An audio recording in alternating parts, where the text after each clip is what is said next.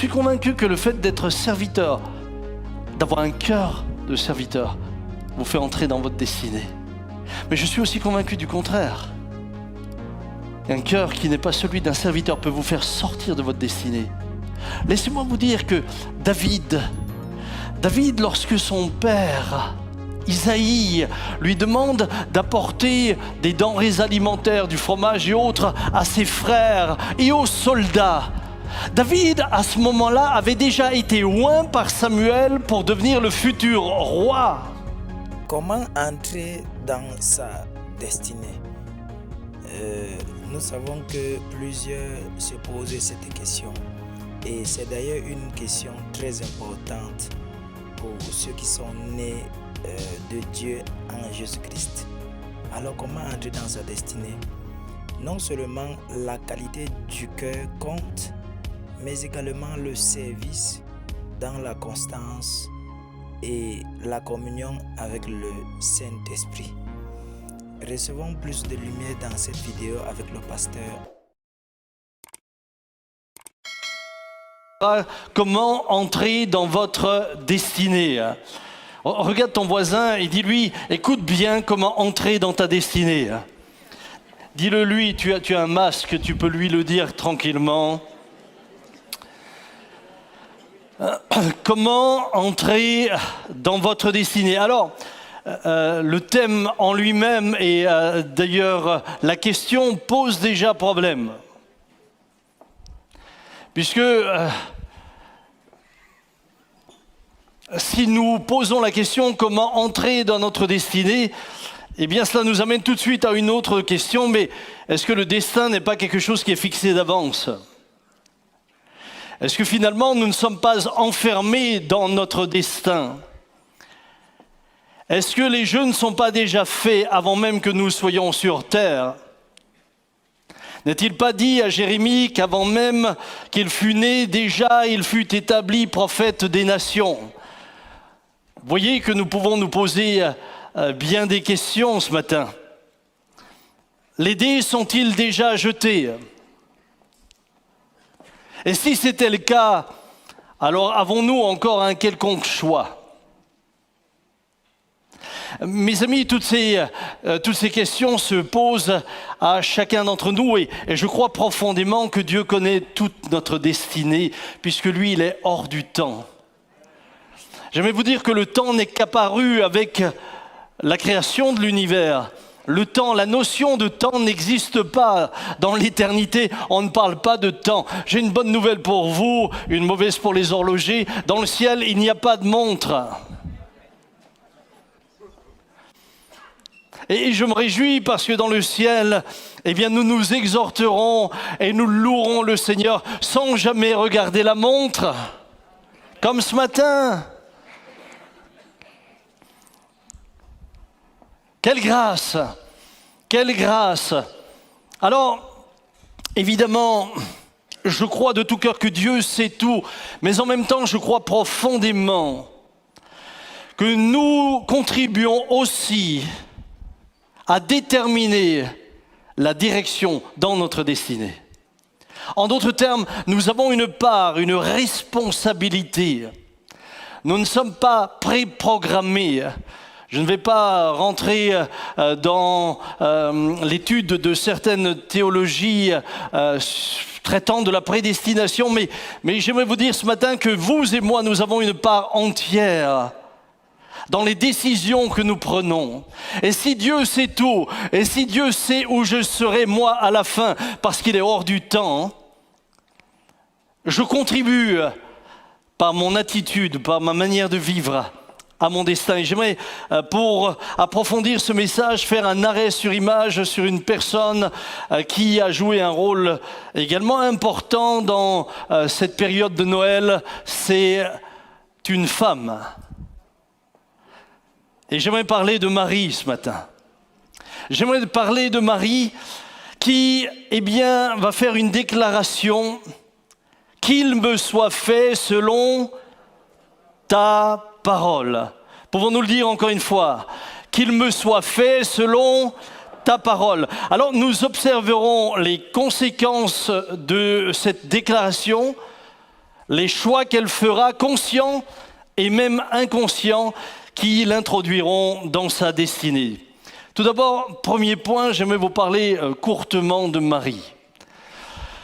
Alors, Marie, quelles sont les informations que nous en avons? Eh bien, en dehors de la parole de Dieu, nous n'avons pas d'informations fiables. Seule la Bible nous donne des informations fiables sur la personne de cette jeune femme qu'est Marie. Et nous trouvons dans Luc 1, 26 à 38, je vais le lire avec vous et je propose qu'on l'affiche, un extrait la concernant. Il est dit là, au 6e mois, l'ange Gabriel fut envoyé par Dieu dans une ville de Galilée appelée Nazareth, auprès d'une vierge fiancée à un homme de la maison de David nommé Joseph. Le nom de la vierge était Marie. L'ange entra chez elle et dit « Je te salue, toi à qui une grâce a été faite. Le Seigneur est avec toi. » Troublée par cette parole, Marie se demandait ce que pouvait signifier une telle salutation. L'ange lui dit « Ne crains point, Marie, car tu as trouvé grâce devant Dieu. Et voici, tu deviendras enceinte et tu enfanteras un fils et tu lui donneras le nom de Jésus. Il sera grand et sera appelé fils du Très-Haut. Et le Seigneur Dieu lui donnera le trône de David son père. Il régnera sur la maison de Jacob éternellement et son règne n'aura point de fin. » Marie dit à l'ange, « Comment cela se fera-t-il puisque je ne connais point d'homme ?» C'est une excellente question. L'ange lui répondit, « Le Saint-Esprit viendra sur toi et la puissance du Très-Haut te couvrira de son ombre. C'est pourquoi le Saint-Enfant qui naîtra de toi sera appelé Fils de Dieu. Voici, Élisabeth, ta parente, a conçu, elle aussi, un fils en sa vieillesse, et celle qui était appelée stérile est dans son 6e mois. Car rien n'est impossible à Dieu. » Peux-tu dire ça à ton voisin? Car rien n'est impossible à Dieu. Et voilà la conclusion que donne Marie. Marie dit, « Je suis la servante du Seigneur, qu'il me soit fait selon ta parole. » Et l'ange la quitta. Êtes-vous prêts à faire avec moi un voyage pour accompagner Marie? Êtes-vous bien réveillés pour cela? J'en vois qui ont des yeux quand même mi-clos. Si vous pouviez les ouvrir entièrement, cela me rassurerait. Je dois dire que moi-même, j'ai besoin de les ouvrir. Marie est tout d'abord et avant tout une jeune femme juive. Elle est née en Israël et a grandi dans la culture et la religion juive. Elle connaissait parfaitement les 10 commandements et pratiquait la loi comme toutes les jeunes femmes et tous les jeunes hommes juifs de cette époque-là. Ce qui nous amène aussi à nous rappeler que nos racines sont également juives. Nous ne pouvons pas, en tant que chrétiens, nous désolidariser de nos racines. Nous ne pouvons pas nous désolidariser de celui qui finalement est né dans un pays, Israël, mais né aussi dans une culture et dans une religion, la religion juive, et je parle bien sûr de Jésus. Alors le texte nous indique différentes choses, qu'elle est fiancée. J'aimerais rappeler aux jeunes gens qu'à l'époque, quand on était fiancé, eh bien, c'était déjà une décision ferme pour le mariage. C'était pas un coup d'essai. Le terme flirt n'existait pas. Hello. À l'époque de Jésus, on ne butinait pas. Lorsqu'on s'engageait, on s'engageait fermement.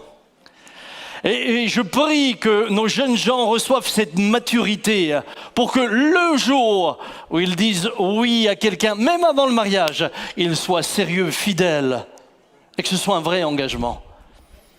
Que ce ne soit pas juste un coup d'essai. Vous me suivez? J'ai l'impression que ce matin, les jeunes sont tous au lit, il n'y a que les jeunes d'il y a longtemps. Bien sûr, au vu de l'éternité, nous restons tous jeunes, n'est-ce pas ? La Bible nous déclare également que cette jeune fille était vierge. Elle était vierge et j'aimerais ce matin insister sur ce qui, à mon sens, fait partie de ce qui va la faire rentrer dans sa destinée. C'est que je ne crois pas qu'elle fût vierge simplement parce qu'elle était juive. Je ne crois pas qu'elle fût vierge simplement parce qu'elle était là dans une éducation religieuse qui, évidemment, était extrêmement stricte à ce niveau-là. Je ne crois pas que c'est juste la menace de la loi qui l'a amenée à être vierge. Vous savez, on peut être vierge, mais par peur des répercussions que ça pourrait avoir si jamais on ne l'était plus.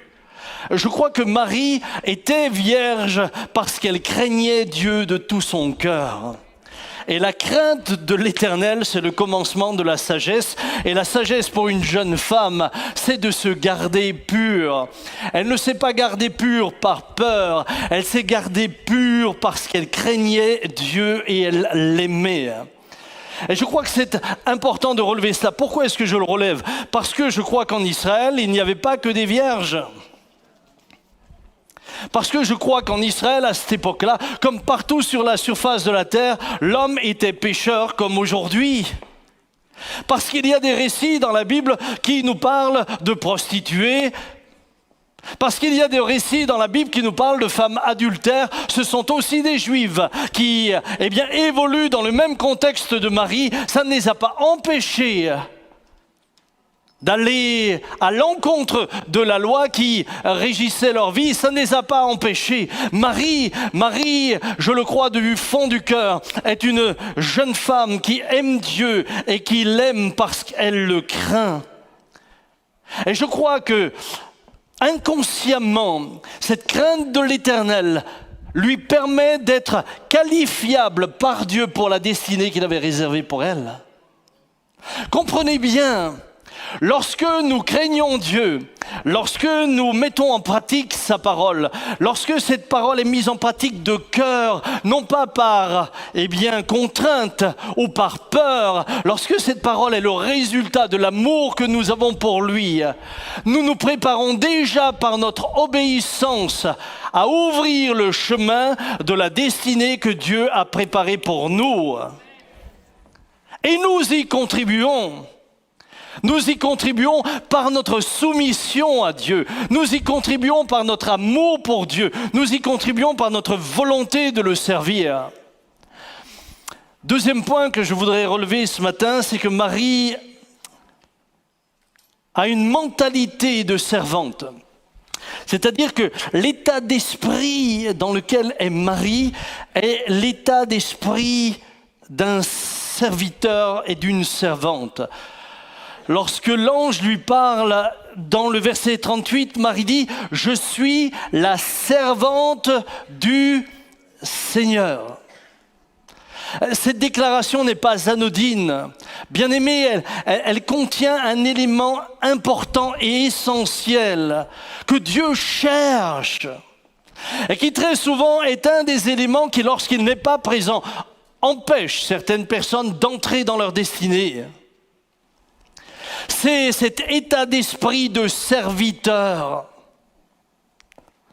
Je voudrais simplement vous rappeler que selon la culture ou la période historique, une servante peut avoir le statut d'esclave ou être simplement un employé. Ce qui est sûr, c'est que le terme implique généralement un statut modeste. Ça, c'est absolument certain. Elle a cet état d'esprit qui est celui du serviteur et de la servante. Je suis la servante du Seigneur. Est-ce que je peux me permettre ce matin de nous poser la question, sommes-nous dans ce même état d'esprit ? Avez-vous cet état d'esprit dans lequel vous pourriez déclarer avec Marie qu'il me soit fait selon ta parole, je suis la servante du Seigneur. Vous savez, Ce matin, si je vous disais, qui est dans cet état d'esprit, levez votre main. Même si vous leviez votre main, pour moi, ça ne veut rien dire. Parce qu'un état d'esprit se vérifie dans le quotidien et l'attitude, la manière que vous avez de vous comporter à l'égard des autres. On peut très bien déclarer « je suis serviteur » ou « servante », mais par nos actes, par nos paroles, par notre manière d'être, faire la démonstration que nous pensons autre chose sur nous-mêmes que celui d'être serviteur ou servante. Il m'arrive parfois d'être au restaurant et j'aime observer. J'aime être assis là et regarder un peu ce qui se passe. Et il m'est arrivé de voir des clients à table avoir une attitude très condescendante envers la serveuse ou simplement la personne qui était à leur service. Très condescendante. Avec parfois des remarques désobligeantes ou alors des propositions qu'ils n'auraient jamais fait si la même personne avait été la directrice de leur banque. Ils ne se seraient jamais proposé de lui dire « tu veux t'asseoir sur mes genoux » s'ils avaient été en face de leur directrice de banque. Mais là, tout d'un coup, c'est une serveuse, c'est un serveur. Ils traduisent par leur manière de parler, par l'attitude qu'ils ont, par le comportement à l'égard de celui ou de celle qui les sert. Ils traduisent déjà ce qu'ils pensent d'eux-mêmes. Ils démontrent qu'ils ne sont pas serviteurs, ils ne sont pas servantes. Sommes-nous serviteurs, sommes-nous servantes? Bien-aimés, j'aimerais vous dire que, à la rigueur, ça, je pourrais le voir ou le savoir de votre part en regardant de quelle manière vous traitez ceux qui vous reçoivent sur le parking. Lorsqu'ils vous disent de vous garer ailleurs que là où vous vouliez vous garer, votre attitude me montre si vous avez un cœur de serviteur ou pas. Lorsque le frère qui est chargé des tris simplement au niveau des poubelles nous demande de faire attention, de mettre ceci là et ceci là-bas et de ne pas... C'est dans notre manière d'agir que vous me montrez si vous êtes des serviteurs et des servantes ou pas. Vous savez, serviteurs et servantes, c'est un état d'esprit. Ce n'est pas quelque chose qu'on fabrique. On peut parfois être serviteur, mais par contrainte, parce qu'on n'a pas trouvé mieux. Et ça ne fait pas de vous un homme ou une femme qui a un cœur de serviteur, loin de là. Vous avez des gens qui sont au service des autres, mais ils le font avec beaucoup de frustration. Ils le font simplement parce qu'ils n'ont pas le choix.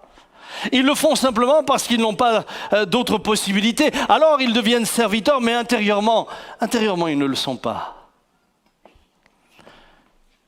Ce matin, ce que Dieu regarde, c'est « ai-je un cœur de serviteur ou de servante ?» Parce que c'est ce qui va me rendre qualifiable également pour le service.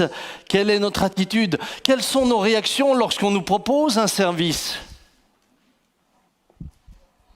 Vous savez, j'ai découvert une chose. Dans les églises, il y a beaucoup de gens qui veulent être serviteurs s'ils sont rois. Ah, je veux bien être, en tant que roi, le serviteur de Dieu. Oui, mais ce n'est pas toujours ce que Dieu va vous proposer.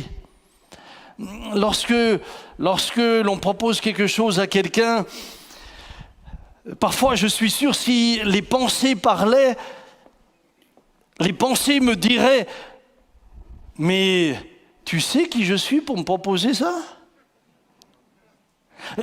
Comment même l'idée peut vous venir de me proposer un tel service? Savez-vous comment je m'appelle? Savez-vous qui je suis? Frères et sœurs, être serviteur, c'est d'abord un état de cœur. Et Marie avait cet état de cœur.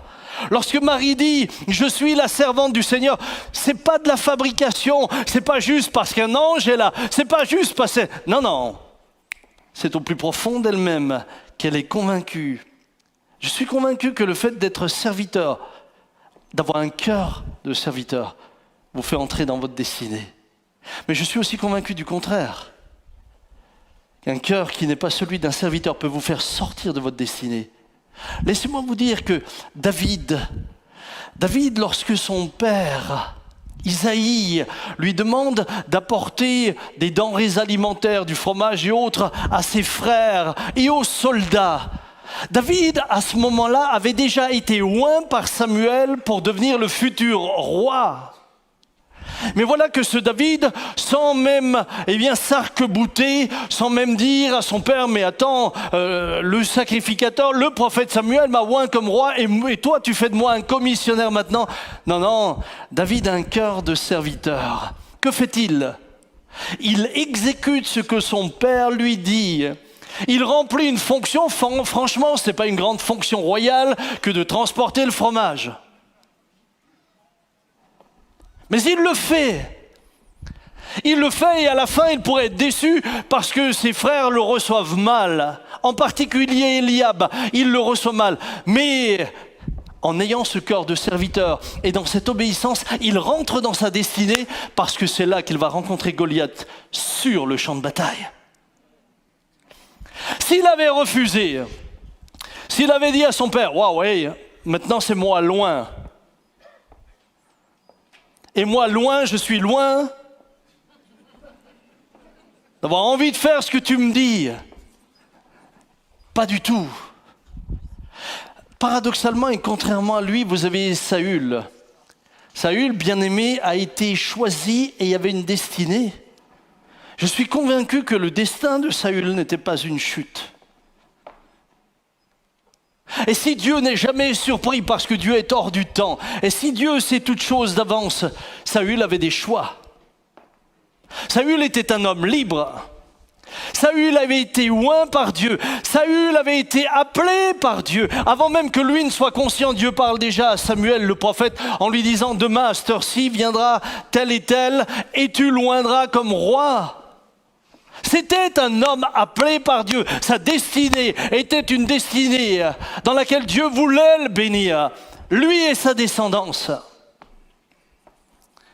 Mais il fait le choix d'oublier qu'il est serviteur et il devra entendre un jour Samuel lui dire « Mais quand tu étais petit à tes propres yeux, Dieu ne t'avait-il pas choisi ? Quand tu étais petit à tes propres yeux, Dieu ne t'avait-il pas choisi ? Oui, Dieu t'avait choisi. Il n'y a pas un double langage là. Oui, Dieu t'avait choisi quand tu étais petit à tes propres yeux. Dieu ne t'avait-il pas choisi ? Que fit Saül ? Saül s'érigea un monument. Mais à partir du moment où tu commences à t'ériger des monuments à toi-même, à partir du moment où toi tu es le centre de tout, j'aimerais te dire que tu ne peux plus être à son service, puisque tu es au tien. Bien-aimé, ce matin, Marie n'avait pas ce cœur-là. Marie avait réellement le cœur d'une servante. Alors, vous me permettez de continuer un tout petit peu. Marie avait un cœur de servante, mais elle nous rappelle aussi que Christ lui-même est venu comme serviteur. Écoutez bien, dans Marc 10, 45, il est dit « Car le Fils de l'homme est venu non pour être servi, mais pour servir et donner sa vie comme la rançon de plusieurs. » Vous savez, aujourd'hui, avec Internet, avec Facebook, avec les YouTube et tout ce que vous voulez, on peut, lorsque vous postez quelque chose, etc., on vous met des likes. On vous met des petits pouces, puis tout le monde cherche les petits pouces. Moi, j'aimerais vous dire que Jésus n'avait qu'un souci, c'était d'avoir le pouce, le like de son Père. C'est le seul qui l'a jamais préoccupé. Nous, on est préoccupés par le like des autres. Moi, j'aimerais vous dire, laissez-vous liker par le seul qui soit digne, c'est Dieu. Et si tous les autres vous font comme ça, mais que lui vous fait comme ça, vous avez gagné. Si tous les autres vous font comme ça, mais lui vous fait comme ça, vous êtes dans votre destinée. Par contre, si tous les autres vous font comme ça, et lui pas, permettez-moi d'être trivial, vous êtes mal barré. Vous êtes mal barré. Regardez ce qu'il est dit de Jésus, Ésaïe 42. « Voici mon serviteur que je soutiendrai, mon élu en qui mon âme prend plaisir. J'ai mis mon esprit sur lui. Il annoncera la justice aux nations. Il ne criera point, il n'élèvera point la voix et ne la fera pas entendre dans les rues. Il ne brisera point le roseau cassé et n'éteindra point la mèche qui brûle encore. Il annoncera la justice selon la vérité. Il ne se découragera point et ne se relâchera point jusqu'à ce qu'il ait été établi, la justice sur la terre et que les îles espèrent en sa loi. » Mon frère, ma sœur, il est impossible d'entrer dans ta destinée sans changer de regard sur toi-même. Il est venu en tant que serviteur. Et il te dit, et il me dit ce matin, le plus grand parmi vous sera votre serviteur. Quiconque s'élèvera sera abaissé et quiconque s'abaissera sera élevé. Entrer dans votre destinée commence par un état de cœur, par un état d'esprit. Ce ne sont pas des grandes déclarations, c'est du quotidien. C'est dans l'attitude journalière que l'on voit le serviteur, la servante. Le serviteur et la servante, ce n'est pas une serpillière, loin de là. Mais c'est un homme et une femme dont le cœur est disposé à être au service de Dieu d'abord et de son prochain. Il le traduit par l'amour, il le traduit par le respect, il le traduit par l'encouragement, il le traduit de mille et une manières, il le traduit parfois par le fait de dire la vérité et de reprendre, mais il le traduit toujours sans faire de bruit. Que Dieu nous aide. Est-ce que vous me permettez de continuer? Ou est-ce qu'on s'arrête et vous dites, oh là, pour Noël, on a déjà pris...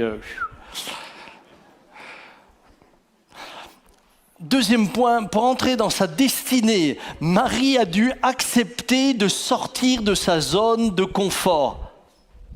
Et c'est mon deuxième point. Marie est l'inconfort lié à sa destinée. Nous avons vu ensemble Marie, nous avons vu modestement deux caractéristiques, mais pour entrer dans sa destinée, sans qu'elle en soit consciente, il va falloir qu'elle accepte tout ce qui va avec cette destinée. Tout ce qui va avec cette destinée. Vous savez, si je vous posais la question ce matin, par exemple, maintenant que vous connaissez le destin de Jean le Baptiste, hello, si je vous disais, mais waouh, tu es destiné à devenir Jean-Baptiste. Je suis sûr qu'il y a moins de candidats. Pourtant, son destin n'est pas moins le destin de Dieu pour lui.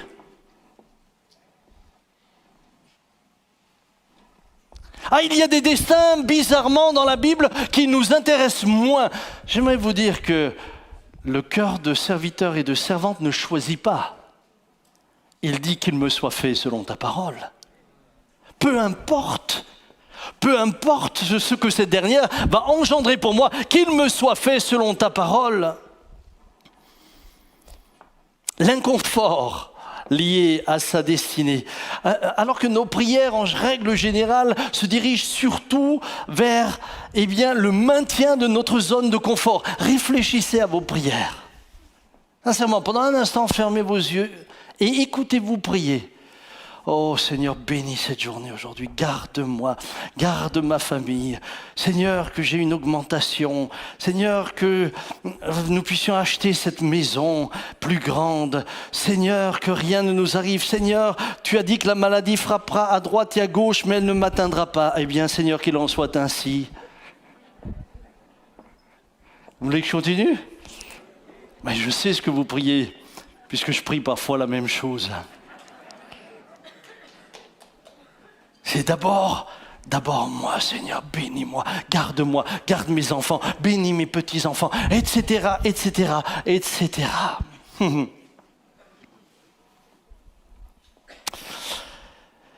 Puis-je vous dire une chose? Je crois que parfois on a fait du message de l'évangile, vous savez, on a fait comme des appels d'offres, comment pourrais-je dire ça?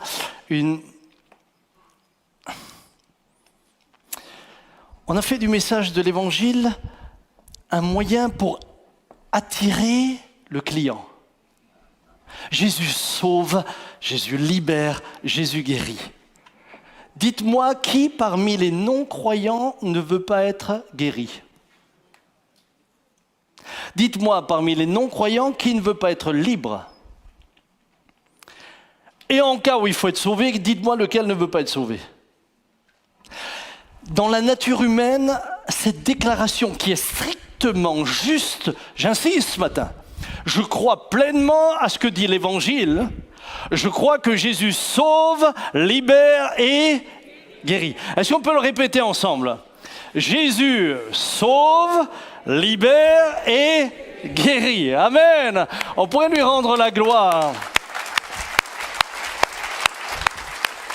Et vous aussi, chers amis internautes qui êtes avec nous, vous pouvez lui rendre la gloire là où vous êtes.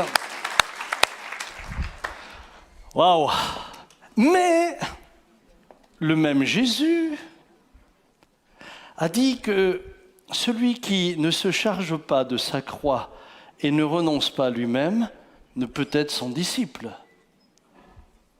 Le même Jésus a dit que celui qui ne le témoigne pas devant les hommes, il ne le témoignera pas devant le Père dans le ciel. Le même Jésus nous a invités à mourir à nous-mêmes. Le même Jésus nous dit, celui qui ne me préfère pas à son père, sa mère, sa femme, ses enfants, ses frères, ses sœurs, et même sa propre vie ne peut être mon disciple. Celui qui ne me préfère pas à ce qu'il possède ne peut être mon disciple. C'est le même Jésus.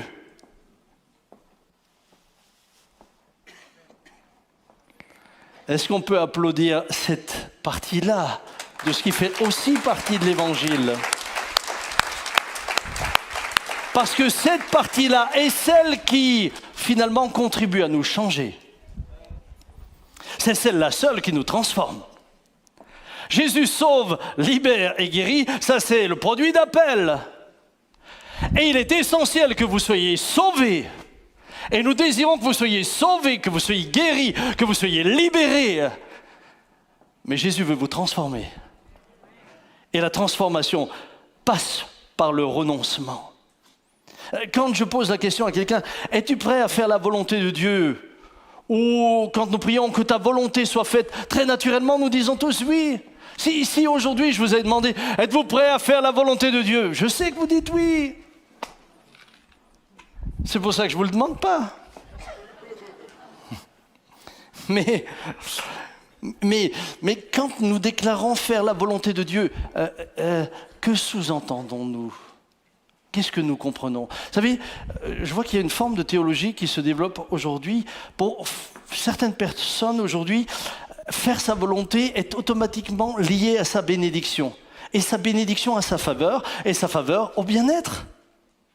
Comment Dieu peut-il me dire qu'il m'aime si je reste malade? Comment Dieu peut-il me dire je t'aime si mon chemin est difficile? Comment peut-il dire ça? C'est inconciliable dans notre tête à nous. Nous faisons donc toujours cette relation de cause à effet. J'obéis, je suis béni, et la bénédiction, c'est la prospérité. Coucou! Ah là là, c'est juste le message entre la fin de l'année et le début d'une nouvelle année. C'est un message charnière. Et chez certains, j'ai l'impression que les gonds grincent. Donc je voudrais remettre un peu d'huile dans les gonds. Et je voudrais nous rappeler que l'Évangile, c'est un tout. L'Évangile, c'est un tout. Nous ne pouvons pas toujours lier, en tout cas, la bénédiction, ou ce que nous entendons sous bénédiction, au bien-être. Puisque quand vous étudiez la parole de Dieu, et quand vous étudiez certains personnages bibliques, vous vous rendez compte que cette théologie ne tient pas sur la longueur. Elle ne tient pas. Elle ne tient pas. Si je reviens à Marie, vous allez voir qu'elle ne tient pas. Je crois profondément que Dieu veut que nous soyons heureux. Ça, j'en suis convaincu. Dieu veut que tu sois heureux. Mais Dieu veut que tu sois pleinement heureux en lui et indépendamment des circonstances. Dieu ne veut pas un homme et une femme qui soient que heureux en fonction des circonstances. Dieu veut un homme et une femme qui soient heureux parce qu'il a trouvé la source du bonheur. Il a trouvé la source de la joie. Il a trouvé la source de la paix. Et la source de la paix ne dépend pas de ses circonstances. Elle dépend uniquement de celui qui est le Tout-Puissant et qui l'a créé. Vous savez, et je m'en rends compte, pour bien des personnes, c'est la bénédiction, c'est par exemple la réussite matérielle, c'est avoir un bon travail. Je n'ai pas dit que ne pas avoir un bon travail n'est pas une bénédiction, est forcément une malédiction, non. Mais on a un concept dans lequel on est confortable. On est confortable. Mais si tel était le cas, puis-je vous poser une question? Pouvons-nous considérer le Lazare que Jésus décrit comme un homme béni ou pas? Lorsque Jésus décrit dans sa parabole Lazare et le riche, pouvons-nous aujourd'hui déclarer que Lazare est un homme béni, oui ou non?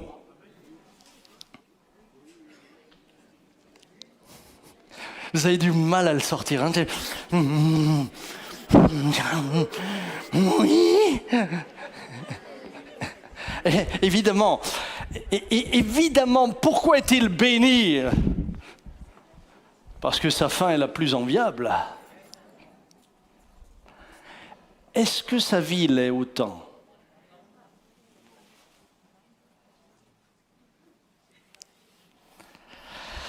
Ah, le pauvre Lazare. Et pourtant, le pauvre Lazare était un homme béni.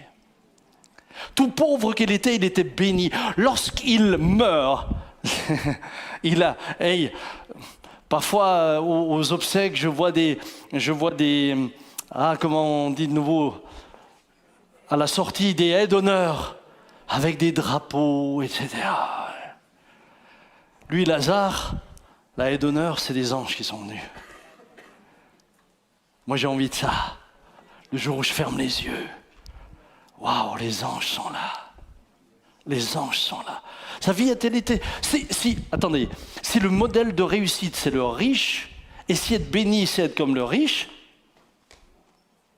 sa fin me démontre que c'est pas vrai. Donc ne vous trompez pas. Bien-aimés, vous qui êtes sur le net, nous qui sommes ici, ne nous trompons pas de théologie. Dieu se plaît à bénir, il peut t'élever pendant un temps, il peut t'utiliser autrement après, peu importe, pourvu que tu sois toujours le serviteur avec le bon cœur. Prenons Marie. Franchement, vous trouvez que c'était confortable sa situation ? Vous savez, aujourd'hui, tout le monde dit « Waouh, t'as un ange qui vient, qui te dit que tu vas être enceinte. » Oui, mais dans un pays où les hommes priaient tous les matins « Merci mon Dieu de ne pas m'avoir fait femme », être enceinte sans que tu aies eu un mari, c'était extrêmement dangereux. Je ne vais pas m'étendre longtemps sur Marie et ce qu'elle a vécu, parce que dans les derniers cultes, il en a été souvent parlé. Mais sincèrement, nous avons notre chère Johanna, notre fille, que vous connaissez. Plusieurs m'ont dit, mais on ne la voit plus conduire la louange. Mais non, parce qu'elle va accoucher normalement. Enfin, peut-être pas comme ça. Non, ouais, là, ils étaient au moins 4. Hein. Elle va accoucher normalement au mois de janvier. Mais si je lui disais, si Pierre l'emmenait pour faire un voyage aller entre 130 et 150 km à Dodane, déjà là, pour la préserver, les médecins lui ont dit, pas de voiture, Madame Moulin. Ouais. Après tant d'années, j'ai encore du mal à le sortir, ça veut pas ça. Vous savez, quand vous avez une fille et que vous la donnez, c'est comme Sarah Marvan. Hein. Pour le père, ça reste Peter Schmidt. Hein. Pour le grand-père aussi. Hein. Ça reste nos enfants. Mais j'imagine pas un seul instant maintenant ma fille voyager dans ces conditions-là. Est-ce qu'il y a des mamans qui ont eu des bébés ici ? Levez voir votre main. Pas les frères, frères. Mais non. Que vous en ayez fait un, oui, ça je veux bien. Sœur, vous êtes à la fin. Et tout d'un coup, on vous propose ce genre de voyage. L'inconfort et l'insécurité de ne pas savoir où tu vas accoucher. Mais sœur, moi, j'ai jamais accouché. C'est une bonne nouvelle quand même, hein? Mais j'ai assisté. Mais je voyais à quel point, pour Dominique, c'était important de savoir où elle allait accoucher, de savoir qui est son médecin, de savoir qu'il allait y avoir une sage-femme, de savoir qu'il allait y avoir tout ce qu'il faut pour que le bébé soit en sécurité, que moi je sois en sécurité, et qu'elle soit en sécurité. Non, qu'elle soit en sécurité. Moi, je l'énervais. Les accouchements chez Dominique, ça durait parfois longtemps. Il n'y a que Josué qui est venu en un quart d'heure. Lui, c'est la flèche bleue. Mais Sarah, je sais pas, tu nous as mis 18 heures, un truc comme ça. Moi, je m'endormais. Et alors, elle me disait, tu m'énerves. Moi, j'ai mal et toi, tu ronfles.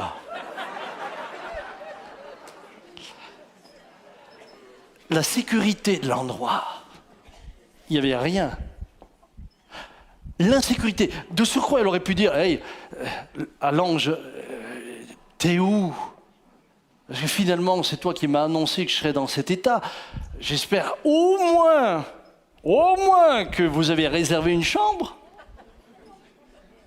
Non, mais même pas de chambre. Et c'est là le problème de beaucoup de personnes qui, lorsque Dieu veut les faire rentrer dans leur destinée, ils ne veulent pas y entrer. Ils doivent sortir de leur zone de confort. Et puis, Dieu, dis-moi où je vais. Quel est le plan? Et aujourd'hui, on fait des plans sur 10 ans. On fait des plans sur je ne sais combien de temps. On fait des plans sur la comète. Dieu ne te donne aucun plan. Marie, tu vas devenir enceinte. Et ensuite, tu verras. Et ensuite, tu verras. Tu n'as aucun plan. Il ne te donne pas le plan, tu vas accoucher. Il ne te dit pas qu'il y aura une sage-femme. Et il n'y en avait pas. Il ne te dira pas que tu seras en sécurité. Il ne te dira rien. Il ne te dira pas que tu vas encore te déplacer. Je ne suis pas convaincu. Vous savez, tout le monde dit oui, elle s'est déplacée. Je ne suis pas convaincu que Marie était certaine qu'elle allait devoir accoucher dans cette période-là. Parce que sinon, je ne crois pas qu'elle aurait fait les 130 kilomètres. L'insécurité, l'inconfort. Mais quand tu veux entrer dans ta destinée, il faut accepter l'inconfort. L'Écriture est pleine d'exemples. Moïse, combien de fois il a dû penser à la cour du Pharaon lorsqu'il était là dans le désert en train de tourner. Joseph, combien de fois a-t-il dû penser à son rêve lorsqu'il était au fond du puits? L'apôtre Paul, combien de fois a-t-il dû penser à sa condition avant que Dieu l'appelle et le fasse entrer dans la destinée qui était la sienne et à laquelle il dira oui. Combien de fois? Mes amis, j'avais mis ici témoignage personnel. Je pourrais vous parler de notre propre vie, de la vie de mes parents. Je pourrais vous parler de l'inconfort dans lequel on est rentré. Tu sais, quand tu es chef d'entreprise et que du jour au lendemain, il n'y a plus de salaire, il n'y a plus de sécurité, il n'y a plus rien, tout s'arrête. Il n'y a plus de clients. Et l'Assemblée, à cette époque-là, ne pouvait jamais supporter un ministère. Jamais, c'était impossible. L'inconfort lié à l'insécurité, parce que financièrement, économiquement, tu ne sais pas où tu vas. Et pourtant, tu es en train de lui dire qu'il me soit fait selon ta parole. Bien-aimé, ce matin, s'il y a eu l'inconfort, il y a eu aussi le réconfort. Et j'aimerais le dire, Marie et le réconfort, et c'est mon deuxième point lié à sa destinée. Ne vous en faites pas, j'ai que 2 points. J'en vois déjà qui sont inquiets. Mais derrière le deuxième, il en a combien d'autres? Après toute cette période d'inconfort, Joseph et Marie vont vivre des temps de réconfort. Regardez, Luc 2, 15. Lorsque les anges se furent éloignés d'eux vers le ciel, les bergers se dirent les uns aux autres, allons donc jusqu'à Bethléem et voyons ce qui est arrivé, ce que le Seigneur nous a fait connaître. Ils y allèrent en hâte et trouvèrent Marie et Joseph et le nouveau-né dans la crèche après l'avoir vu. Ils racontèrent ce qui leur avait été dit au sujet de ce petit enfant. Tous ceux qui les entendirent furent dans l'étonnement de ce que leur disaient les bergers. Marie conservait toutes ces choses et les repassait dans son cœur. Là, tout d'un coup, Marie se rend compte. L'annonciation était surnaturelle. Un ange est venu. La manière dont l'enfant est arrivé est miraculeuse. C'est le Saint-Esprit qui l'a couvert de son ombre. Et puis ensuite, plus rien. Il n'y a plus d'ange qui est là. Il n'y a plus d'ange qui vient lui dire ceci ou cela. Elle a sa rencontre avec Élisabeth, qui est cette femme de sa famille qui attend Jean le Baptiste, qui lui, quand Marie entre, tressaille du Saint-Esprit dans le sein de sa mère. Mais il n'y a plus rien. Silence radio. Silence radio, et tout d'un coup tu te retrouves dans cette situation inconfortable, et je suis sûr que plus d'une fois Marie a dû se dire mais il est où maintenant? Je suis seul, j'ai même pas de place à l'hôtel, je suis dans une situation inconfortable, c'est le silence radio, et tout d'un coup l'enfant naît, et le contact est pas rétabli. Il s'établit parce que Dieu ne l'avait jamais perdu des yeux. Jamais.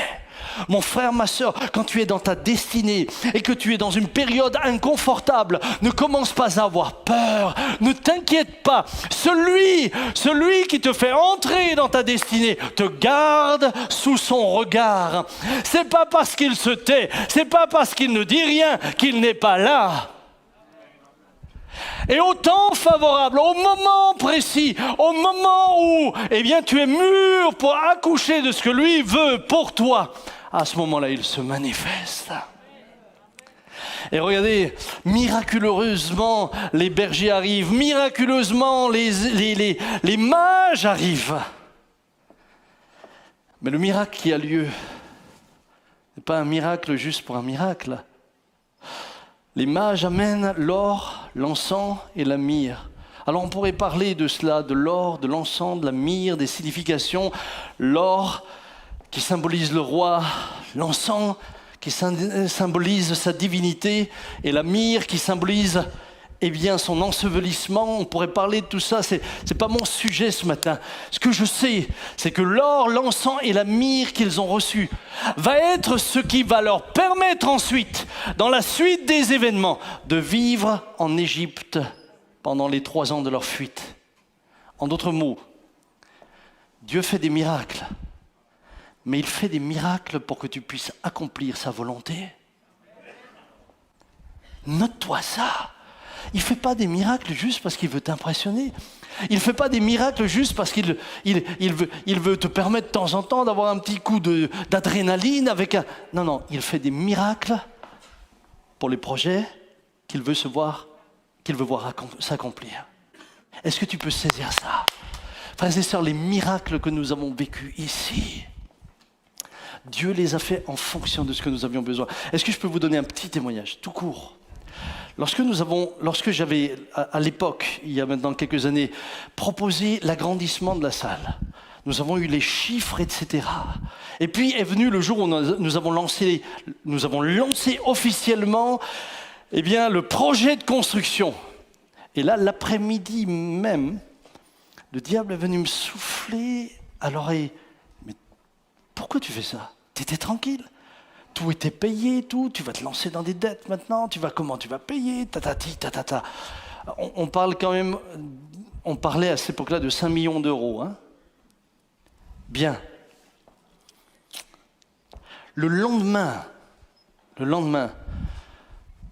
des amis internautes de la région parisienne qui ne savaient, eux, rien de notre projet, nous envoient un chèque de 10 000 euros pour une construction. Et là, le Seigneur me dit, c'est moi qui pourvois. Svetlana reçoit une parole prophétique. Le Seigneur enverra l'or et l'argent. Alors moi, j'écoute toujours poliment Svetlana. Et je dis, Seigneur, ça me rassure si c'est toi qui l'envoies, mais comment? Et un dimanche matin, tu te souviens? J'arrive ici, c'était pas agrandi, encore rien. Il y a 2 grands-mères d'Allemagne. 2 grands-mères. Mais grand-mère, hein? Avec des cabas. Vous savez, les cabas. Vous voyez à quoi ça ressemble, les vieux cabas. Et quand j'étais un des premiers arrivés, elles sont déjà là. Elle dit, sind Sie Herr Peter Schmidt?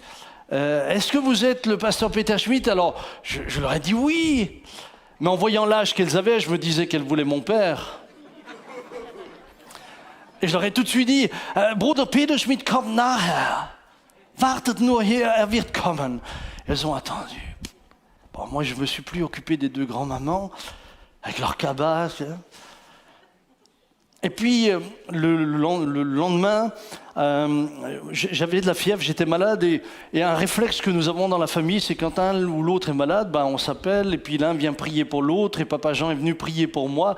Il m'a imposé les mains. C'est une bonne imposition. Tu as l'impression que tu as le casque du salut qui descend sur toi. Puis il m'impose les mains.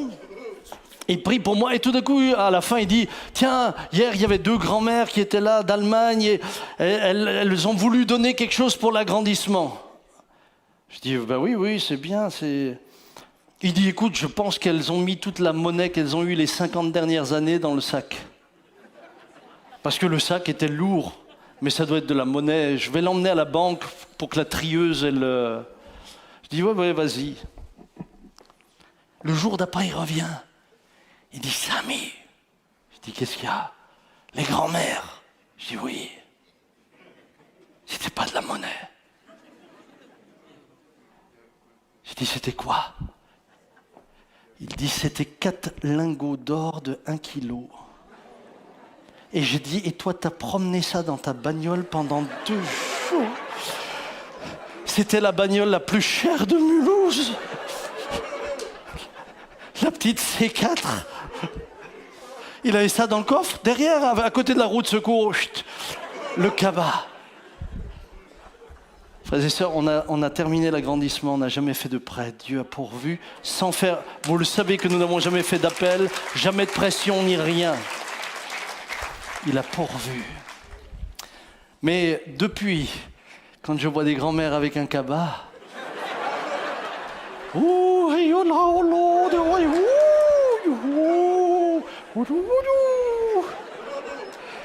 Et nous, on est souvent impressionnés par les petites dames à talons hauts, bien maquillées, manteau avec plein de poils et tout. Eh bien, elles ne m'impressionnent plus, mais les grands-mères à cabas. Respect. Dieu t'envoie le secours par des moyens que tu n'attends pas. N'attends pas tes moyens par ceux que tu imagines, attends-les de Dieu, parce qu'ils viendront au travers de moyens que tu n'imagines pas. Mais ils viendront, et ils viendront toujours au temps convenable. Me permettez-vous de terminer? D'ailleurs, c'est la fin. Conclusion. Et j'aimerais juste encore attirer 2 minutes votre attention. D'accord? 2 minutes de moi. Ça fait 2 minutes 30. Luc 1, 26, au 6e mois, l'ange Gabriel fut envoyé par Dieu dans une ville de Galilée appelée Nazareth, auprès d'une vierge fiancée à un homme de la maison de David nommé Joseph. Le nom de la vierge était Marie. Écoutez bien maintenant, et c'est ma conclusion. L'ange entra chez elle et dit « Je te salue, toi à qui une grâce a été faite. » Dans la Bible en français courant, il est dit « Le Seigneur t'a accordé une grande faveur. » Si un ange venait vous voir ce soir, vous dire « Mais Dieu t'a accordé une grande faveur. » Comment le traduisez-vous? Waouh! Désormais, la vie est facile. Désormais, c'est impeccable. J'ai été choisi par Dieu, donc ça ne peut que rouler. Eh bien, en relisant ça, je me suis dit, mais quel paradoxe entre le terme grâce et faveur et la réalité de la vie de Marie. Parce que la réalité de la vie de Marie est à des années-lumière de ce que nous interprétons comme grâce et faveur. La réalité de Marie, non seulement c'était de risquer de perdre Joseph, non seulement c'était ces étapes que nous avons courtement évoquées jusqu'à la naissance, mais écoutez bien la vie de Marie. La vie de Marie, c'est la vie d'une femme ensuite qui doit fuir avec son mari et qui va se faire partie des migrants en Égypte pendant plus de 3 ans. La vie de Marie, et là je m'adresse aux femmes qui sont là, écoutez bien, c'est quelque chose à laquelle j'ai pensé, je ne l'avais jamais pensé de cette manière-là. La vie de Marie, c'était aussi de se dire, à cause du Fils que j'ai mis au monde, tous les enfants de moins de 2 ans de Bethléem ont été exécutés. C'est aussi ça la vie de Marie. C'est aussi une violence morale et psychologique qu'il a fallu porter à cause de ce Fils.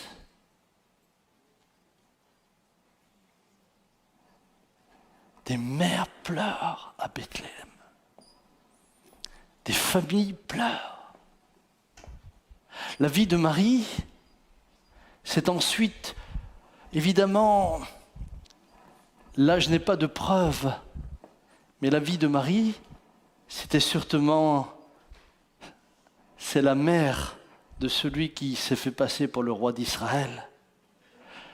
C'est la mère du chef de la secte qu'on a crucifié. C'était aussi ça, la vie de Marie. La vie de Marie, ça a été de se retrouver veuve. Joseph est mort. Ce Joseph qui avait eu la révélation de l'ange n'était plus là. La vie de Marie, évidemment, c'était d'accompagner son fils pendant que la gloire se manifestait, mais j'aimerais vous dire que la vie de Marie, c'était aussi d'avoir le cœur brisé au pied d'une croix où l'on a crucifié celui qu'elle avait accouché 33 ans et demi plus tôt. Quand une maman perd son enfant, quelle que soit cette maman dans le monde, quel que soit l'âge de son enfant, c'est une souffrance. C'est ça la vie de Marie. Et puis la vie de Marie, c'est d'être confiée par son fils à l'un des disciples. C'est plus tard, bien sûr, de vivre la Pentecôte, mais ensuite, c'est de connaître la persécution comme le reste de l'église de Jérusalem. Et lorsque Pierre sort de la prison, où va-t-il? Chez Marie, où un grand nombre de personnes se retrouvaient pour prier. Alors, le destin de Marie n'est pas forcément des plus enviables selon nos yeux à nous. Et si notre conception de la vie chrétienne est uniquement une vie de bien-être, alors je crains que nous n'entrions pas dans notre destinée.